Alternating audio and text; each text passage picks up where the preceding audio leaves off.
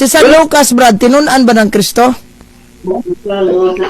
Usala siya sa mga 12 kaapostles. Usala siya sa mga 12 kaapostles. Usala siya sa mga 12 kaapostles. Usala siya sa mga 12 kaapostles.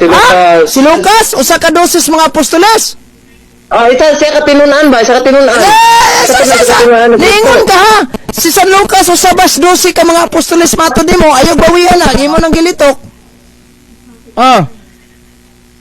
Akong tanawan ng Biblia, kung tinuod ba ni giingon, huwag pa ka na makak. Naunsa na ni. Nayabag na ni sa balistahan ni. Si San Lucas, usas mga 12 ka apostoles. Dili. Bugha, giniron. Awan na to ha.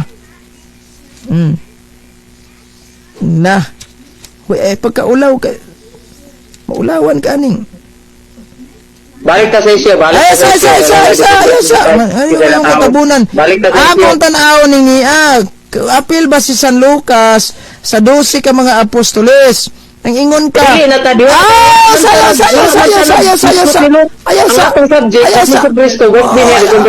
Kadali lang. Nangutana ko nimo si San Lucas apil ba? Lagi ginuton sa lahat ng pahayag nimo. Mahadlok mo ka. Diara, basahon akong Biblia ha. Saksi mo ha ni ingon siya. Ayaw lagi tabuni. Ayaw tabuning isyo. Diya ha. Saksi siyang naingon siya nga si Lucas apil sa 12 sa mga apostoles. Magbasa sa kong Biblia daan. Yeah. Sayop to. Nagsayop. Subject na to diretso. Sa ato pa day. Brad, gasangyaw ra kag sayop yan eh. Wala ko nagsangyag sayop, gipamatud-an ta ka nga dili December 25. Sa isa ba katong giingon nimo ganina si San Lucas apil sa 12 ka mga apostoles sayop to. Ay nalagay ang ambak dito ni Lucas, mawala na to sa tema.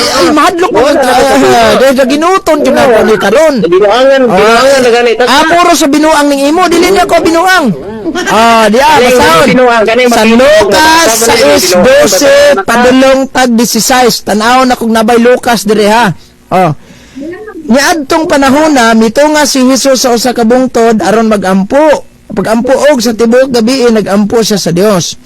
13 sa pagkabuntag na gitawag niya iyang mga tinunan nga gipili niya ang 12 kanila nga ginganlan niya apostoles. Una, si Simon nga iyang ginganlag Pedro ug ang iyang igsuon nga si Andres, si Santiago ug si Juan, si Felipe ug si Bartolome, si Mateo ug si Tomas, si Santiago nga anak ni Alfeo ug si Simon, ipulo na ha, nga ang gitawag nga patriota, si Judas nga anak ni Santiago o si Judas Iscariote nga nahimong mabudion. Asa may Lucas ane?